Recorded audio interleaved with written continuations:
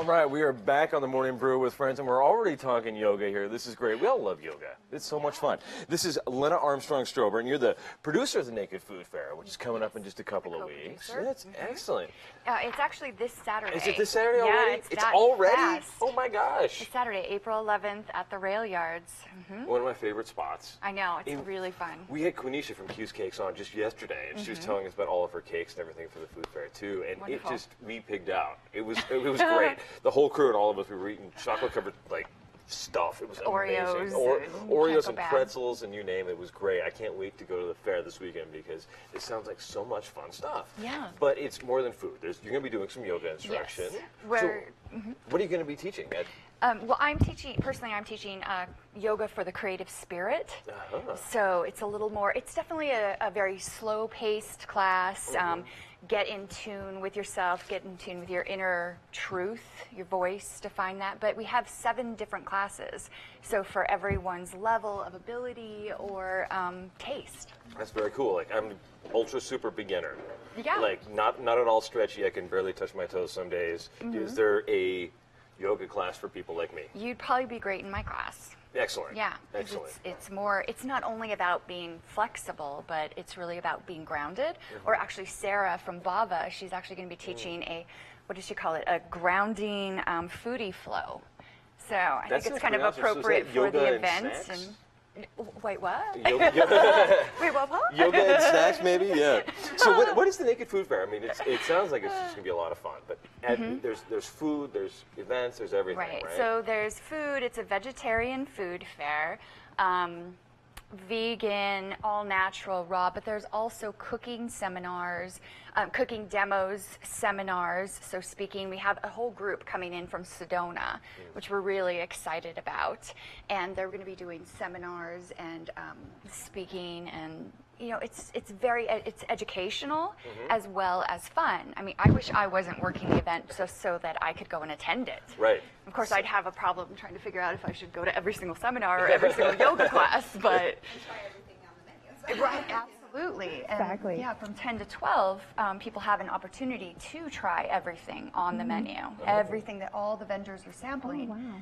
So for a tasting ticket, which is $30, and then kids are $10, 12 and under, get a $10 ticket, and they can try everything. That sounds like a great time to me. Absolutely. Graze on awesome, all-natural stuff all morning. Healthy, feel good, and then maybe take a yoga class in the afternoon. That'd be great. That'd be great. And you've been doing some interesting yoga yourself, right? I have been. I'm actually doing a little bit of prenatal yoga. Which is awesome, and we're thrilled to hear about that. It's, it feels really good. I kind of feel like I work all my kinks out, but I mean, I feel so spiritual. I feel so good. I feel even taller when I leave, and so it just provides so much space and so much stretching. I really do love it. And connection with your baby. Very much so, yes.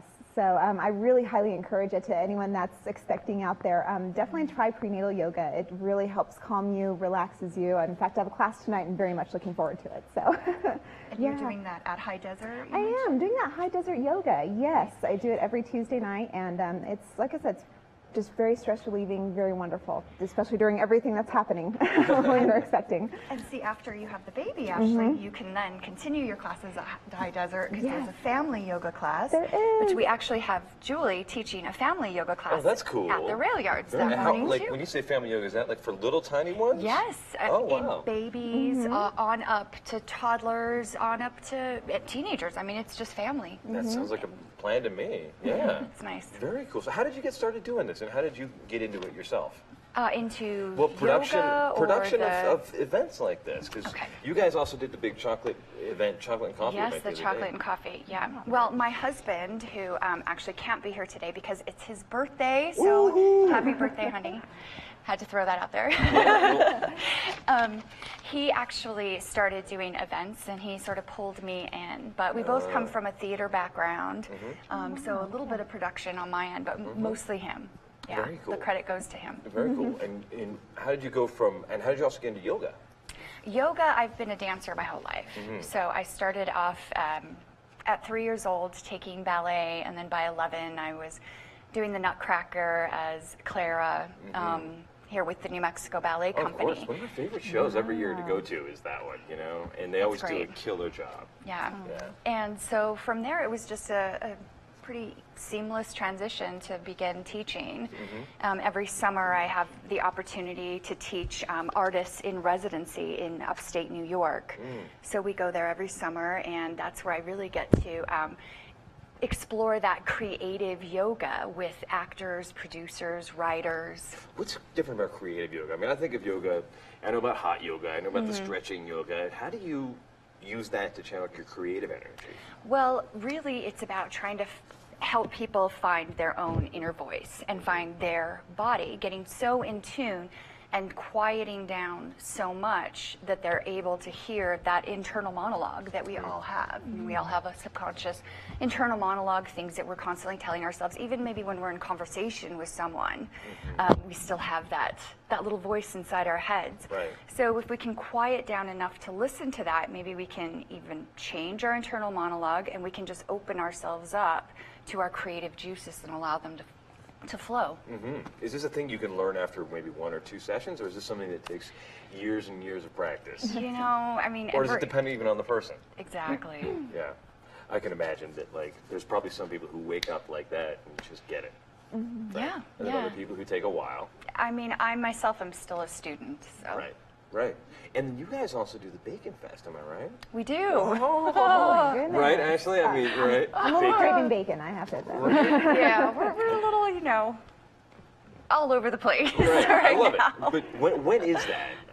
That's in the fall. That's in the fall, okay. Yes. I can't wait for that one. We'll have to have you back on and talk about some bacon. I'd love that. That would be excellent. And and this weekend's event, Rail Yards. Yes. And it's food, it's yoga, it's seminars, it's a little bit cooking more. demos. Cooking demos. It's all of that. It's all of that. Fun day.